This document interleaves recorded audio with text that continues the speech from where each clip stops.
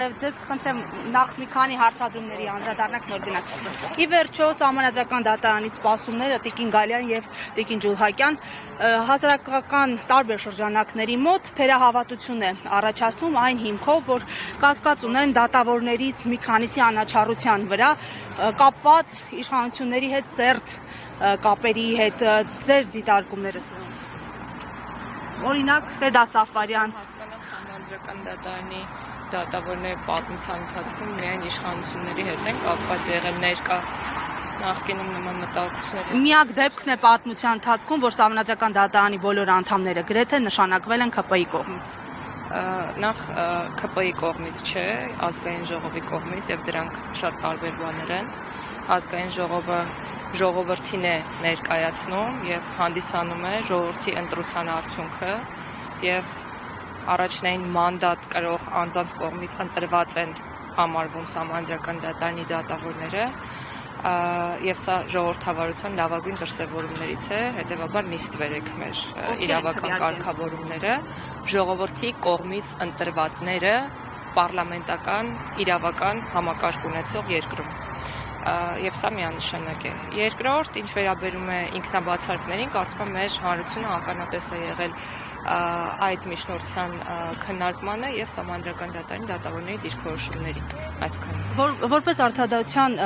ներկայացուցիչ կողքից ձեզ համար ընկալելի է Սեդա Սաֆարյանի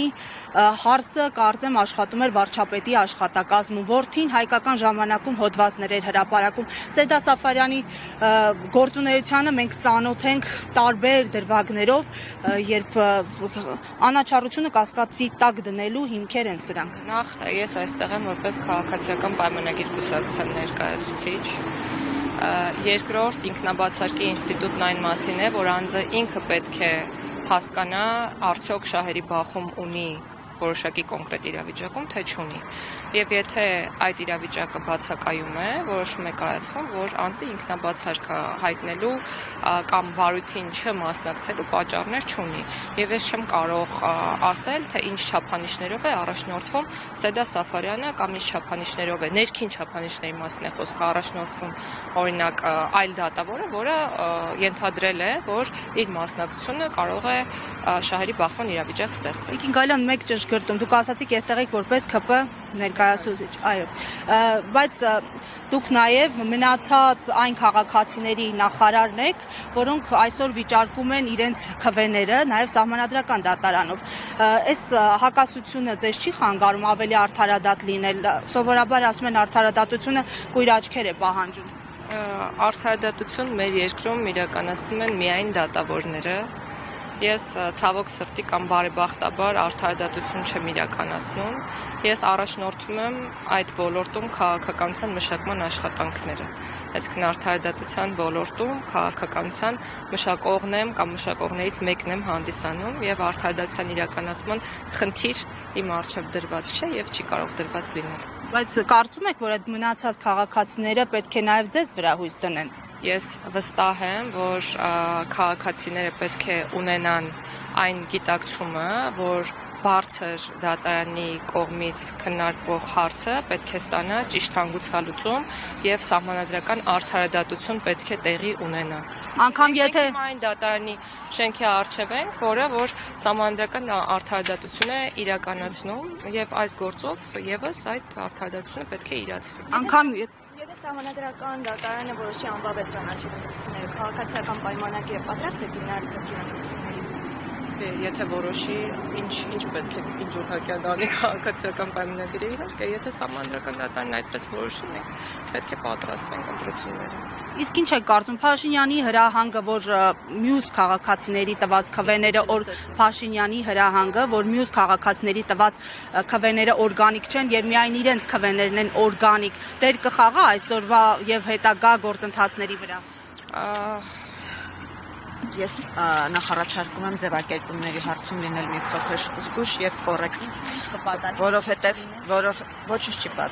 պարզապես ես առաջարկում եմ, համենայն դեպս եթե դուք ահաբեկվում եք իմ խոսքից, ես կարծում եմ խնդիրը ինձ մեջ չէ։ ցանկացած տեղ կարող ենք լինել եւ ազատ խոսքը Հայաստանի Հանրապետությունում երբևէ այսքան պաշտպանված չի եղել, քան հիմա։ Հայաստանի Հանրապետության վարչապետը խոսել է այն մասին, որ ընդդիմությանը տրված քվեները օրգանիկ չեն, նաև տոկոսը հնչեցրել եւ այդ մասին նաև հանրության լայն շրջանակների ընկալումն է պայմանավորված ընտրակաշառքների այն ծավալուն դեպքերով, որոնց մասին որ հակակոռուպցիոն կոմիտեն խոսել է եւ այսօր Սահմանադրական դատարանում 258 դեպք չէ, ներողություն, 258 մեղադրյալ դեպքերը խոսքը դեպքի մասին չէ, խնդրում եմ ուշադիր հետևել հակակոռուպցիոն կոմիտեի հաղորդագրությունը եւ նաեւ դուք ինձ հարց եք տվել եւ եթե միջև վերջ թույլ տակ պատասխանեմ, գուցե ձեզ մոտ հարցեր նոր չառաջանան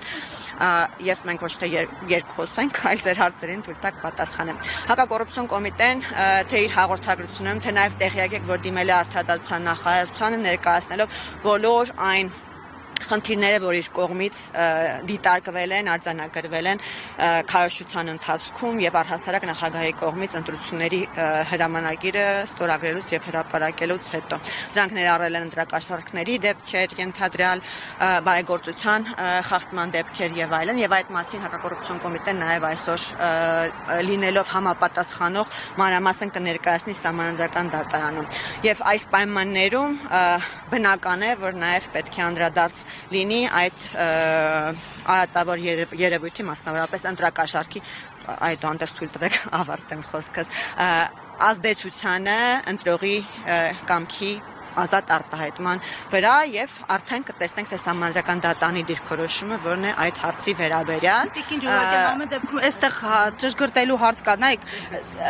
ձեր քաղաքացիական պայմանագիր կուսակցության վերաբերյալ եւս հայտարարություններ եղան, կարծենք իրավական process էլ մեկնարկեց ականատես դիտորդի կողմից, Դանիել Յոհաննիսյանը այնտեղ խնդիրներ տեսավ Իմ Քայլը հիմնադրամի հետ կապված եւ այլն։ Կարծեք բարեգործության արգելքը խախտելու հետ կապված եւ ինչու են այս բոլոր գործերը վերաբերվում միայն ընդդիմադիրներին, մենք չտեսանք մի գործ, ժողովրդավար պետությունում ենք ապրում։ Յոհաննիսյանը քրեական գործի հարց բարձրացրել է Իմ Քայլը հիմնադրամի հետ կապված։ Հիմա իրավական process-ները ինչու են մեկնարկել, բացառապես Հասնում քրեական գործի հարց բարձրացրել։ Պարտադիր է քրեական լինի, դուք ասում եք բարեգործության արգելք են խախտել։ Բարեգործության արգելքը քրեական օրենսգրքով նախատեսված դրույթ է։ Դանիել Յոհաննիսյանը նման այդ դրույթի խախտման հարց բարձրացրել է։ Ասում եմ այդ հարցի, այդ դրույթի խախտման հարց բարձրացրել է։ Հիմա իրավական այդ մանվածապատ խնդիրների մեջ չեմ մտնում, նայեք, հիմա լավ, իսկ ուղիղ ռեժիմում Տիկին Ջուլհակյան հանցագործության մասին դուք խոսում եք Դանիել Յոհաննիսյանի կողմից դիտարկման մասին, որը որևէ կապ չուներ քրեական։ Այսինքն, եթե այլ պարագա լիներ, քրեական գործ կհարուցվեր, թե չէ, ըստ ձեզ։ Իսկ օրինակ Տաշիր հիմնադրամը, որը բարեգործական կազմակերպություն է եւ միշտ եղել, այո, իր հետ կապված գործընթաց եղել է։ Այսինքն պետք է պարտադիր լիներ, բայց Տաշիրի որովհետև եթե մենք խոսում ենք բարեգործական կազմակերպության մասին, որը միշտ բարեգործական գործունեություն է իրականացրել, ինչպիսին Իմ Քայլը հիմնադրամն է, այդտեղ պետք է տարբերենք, չէ՞։ Միշտ գործող բարեգործական կազմակերպությանը այն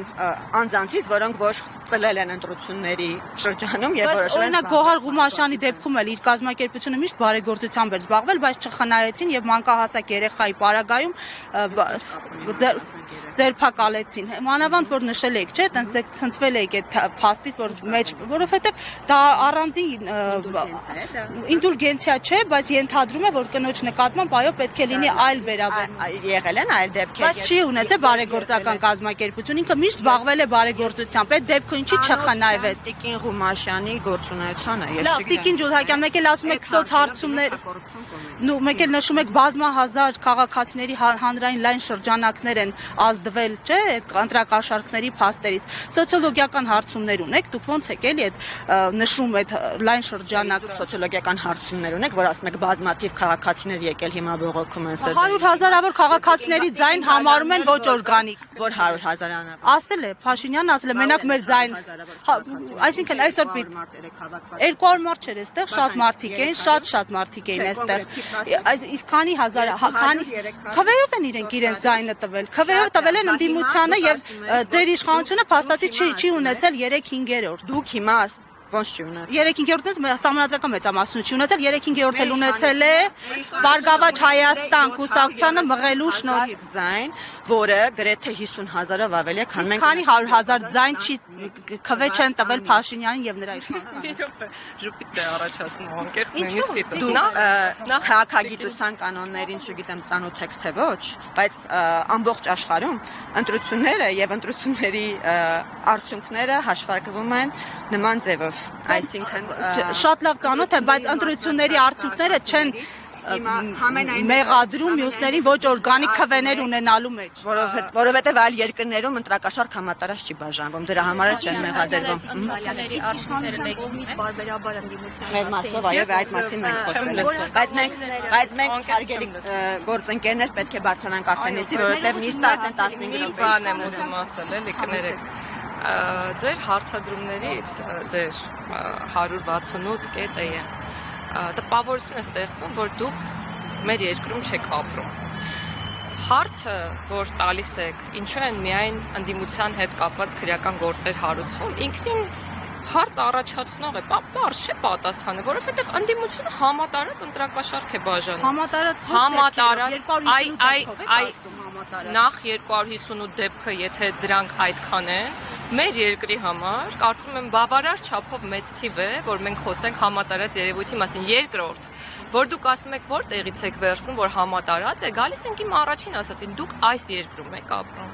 Բա որ այս երկրում եք ապրում, պետք է ուզենալ կապել աչքերը այնպես, որ Բա որ համատարած խախտում ա եղել, ինչի՞ չեք դիմել սահմանադրական դատարան։ Ինչ է կատարվել։ Դե հիմա մենք Վիճակ է, դատարանում ենք։ Տեսեք։ Որովհետև ընտրողը կարողացել է այդուհանդերձ իր կամքը արտահայտել եւ հաղթահարել այդ համատարած ընտրակաշարքների հետևանքները։ Որովհետև կա այն արդյունքը, որը որ այսօր կա ավելի մեծ Այդքան համատարած եղել, աղաղակող ա եղել, մի հատ վիճարկեք տեսնենք էլի։ Տեսեք, սիրելիս, այստեղ այդ հարցն է որոշվում։ Կարող է այստեղ լինել ֆակտորը, կարող է այստեղ լինել հարգելի ֆակտորը Էմիլ Երագրով։ Հիմա քանի որ դուք Ձեր միկրոֆոնի վրա գրված։ որևէ խնդիր կա, որ բայց ինչ Չէ, որ հանրությունը անպայման իմանա եւ դիքսի թե ինչպես է որ ասում եք ինչու չեք վիճարկում, այդ հարցը հիմա գտնվում է քրեական գործընթացների շրջանակներում եւ պետական ինստիտուտները իրենց գործը այդ առումով անում են։ Հետեւաբար պետական ինստիտուտները շարունակել են առումով իրենց գործը անել եւ կլինի այն արդյունքը, որը կլինի։ Դատարանները ինչ կորոշեն, ինչը գործընթաց եթե լինի, եթե մենք վիճարկած լինենք, արդեն տեսած կլինենք, որ վիճարկում ենք։ Պետական ինստիտուտները, մասնավորապես հակագործություն կոմիտեն եւ այլ իրավապահ մարմինները հա, իրենց գործը անում են եւ բնականաբար հանցագործները պատժվելու են։ Բայց այն որ դուք ասում եք ինչն է համատարած 258-ը, խնդրում եմ մի հատ ինձ բացատրեք։ Այն օրինակ այն մարդը, որ ասում էր ցավի կտանը, ինքն իր համար հանգիստ տանը նստած որոշեց, որ ինքը պետքա կաշառի, օրինակ։ Ցանկացածը, պարտադիր չի հենց այդ մեկը։ Այդ մարդիկ ինչ եք կարծում, օրինակ իրանց տանը հանգիստ նստած էին, որոշեցին օրինակ իրանց գրպանից կամ փող դնեն, լավություն անեն, քաղաքական ուժերից մեկին կամ մի քանիսին, որոնք մասնակցում են ընտրություններին, հա։ Տենց են եղել։ Այսինքն այդ ցավի կտանող մարդը միշտ բարեգործություն անելուց է եղել, կամ իր կնոջ ոսկեղենը տարել, գրավադրել, փողով տարել մարդկանց լավությունն է որոշել անի։ Թե այդուհանդերձ իրան Եթե օրինակ ըստ ձեզ Տիկին Ջուլհակյան, եթե քաղաքացիական պայմանագրի տարբեր ներկայացուցիչների հեռախոսազանգեր լսեին, ըստ ձեզ ինչեր կլսեին։ Ոչ մի հակաօրինական բան համենայն դեպս։ Ոչ գիտեք, որ չեն լսել, հենց հարցը դա է։ Ինչև է։ Լսվել է Տիկին Գալյան։ Ես չգիտեմ, բայց ես վստահ եմ, որ դուք էլ չգիտեք։ Ես գիտեմ, որ միայն ընդդիմության հեռախոսազանգերն են։ Ոչ, որովհետև երևույթը, որին որ մենք ականատես ենք եղել, տեղի է ունեցել ընդդիմության ջանքերով, այսպես ասած։ Ասում եք, ինչու ոչ մի իշխող կուսակցության ներկայացուցիչ չկա, որ անցնում է օրինակ ընտրակաշարքի գործով։ Գուցե չկա ընտրակաշարք բաժանում, վստահաբար չկա։ Թե չէ կլիներ, որովհետև այս իշխանության օրոք գործող պաշտոն զբաղեցնող անձինք զրկվել են իրենց պաշտոնից ու տեղափոխվել են քրեակատարողական հիմնարկ պատիժ կրելու կամ կալանավորվել են։ Այսինքն սա այն իշխանությունն է, որ չի խղճում ոչ մեկին, այդ թվում եւ սեփական թիմի ներկայացուցիչներին։ Ինչի մասին է խոսքը։ Ինչի, չէ, ես արդեն իրոք հերիք է։ Հերիք է ցույց տալ, որ մենք ապրում ենք այլ իրականությունում։ Սա է մեր իրականությունը։ Սա մի իրականություն է, որտեղ ընդդիմությունը բաժանել է կաշառք, դրա վերաբերյալ կան բազմաթիվ պնդումներ, քրեական գործեր, կհաստատվեն դեպքերը, թե ոչ կերևա դատարանում։ Եվ Տիկին Ջուլհակյանը հենց դա նկատի ուներ, որ մեր երկրում աշխատում են, գործում են ինստիտուտներ, եւ մենք կտեսնենք, թե ինչպիսին կլինի հետևանքը։ Բայց բոլորը լսել են այն, ինչ լսել եք դուք, ինչ լսել եմ ես եւ պետք չէ այնպես ներկայացնել։ Բայց դատական եզրակացություններ պիտի լինեն, որ հավաստեն քաղաքացիներին, որ եղել են այդ դեպքերը։ Եվ դա կոնկրետ առանց դատական եզրակացությունների այսպիսի հայտարարություններ անելը է վերաբերում։ Իշխանության վերաբերյալ երբ որ դրվում դուք եւ ձեր գործընկերները հրապարակում են անում։ Կգաք այստեղ խոսեք,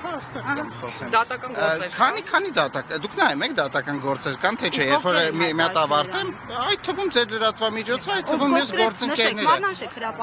Ես անպայման դուք վաղը ստեղ լինելու եք, մինչև վաղը կուսումնասիրեմ եւ կհանեմ դեպքեր, երբ որ որն է ձեր լրատվամիջոցը 168-ը։ Օրինակ, գրասա, ինչ ասեմ, չեմ թիրախավորում։ Ասենք, օրինակ, երբ որ հայտարարություն արվում, օդում կախված լուրերի համաձայն, ես ինչ պաշտոնյան, օրինակ, չգիտեմ, ես կոռուպցիոն կախվածի մենաշնորը Փաշինյանի ընտանեկան թերթին է, պարոն Գրիգորյան։ Նախ պարոն վարչապետի, կարծում եմ պետք է ավելի հարգալից խոսել, բայց ելի եմ ասում, մի փորձեք, ստեղծեք, մեր համար չէ, բոլորիս համար եւ փաստը դա է, դուրը կարա դա գա կամ չգա։ Դուք ձեր գործունեության մեջ այդ նույն ստանդարտով, որ ուզում եք մենք ղեկավարվենք, չեք ղեկավարվում։ Շատ ժամանակ վերագրում եք հանցավոր արարքներ իշխանության ներկայացուցիչներին, երբ որ ոչ միայն դատական վճիռ չկա, անգամ քրեական գործ չկա հարուցված։ Ու ելի եմ ասում, Ժորժ ջան, մի հատ բարձ փաստ կա, էլի։ Ընտրությունները մի process է, որ մենք բոլորը այստեղ մի հատ մարդ չկա կանգնած, մեզ դիտող մի հատ մարդ չկա, որը որ այդ process-ի մասնակից չի հանդիսանում։ Եվ դուք որ փորձում եք կամ գործընկերները փորձում են ինչ-որ ալտերնատիվ իրականություն վաճառել, դա իմաստ չունի, որտեղ մարդիկ, այո, վաճառել։ Դա իմաստ չունի, որտեղ եթե օրինակ ասում եք Սուրեն Գրիգորյանը կոռուպցիոներ է, մարդիկ կարող է մտածեն Պարոն Գրիգորյան, լավ, ինչ զգացիք, որ դուք երեք դուրս եկաք։ Կարող է ճիշտ են ասում, կարող է սխալ են ասում, բայց դուք մի հատ process, որ բոլորը մասնակից են եղել, փորձում եք մարդկանց պատմեք, որ իրանք ճնշված են եղել, դա չեն զգացել, վախեցել են, դա չեն զգացել, իրենց կաշառք են բաժանել, իրանք չեն Պարոն Գրիգորյան, այդ կաշառքի դեպքերը դատական եզրակացություններով կհաստատվեն, կխոսենք դրա մասին։ Հադատավճռով դատարանի որոշմամբ կլինեն։ Նաեւ հիմա պարոն Գրիգորյան, ի վերջո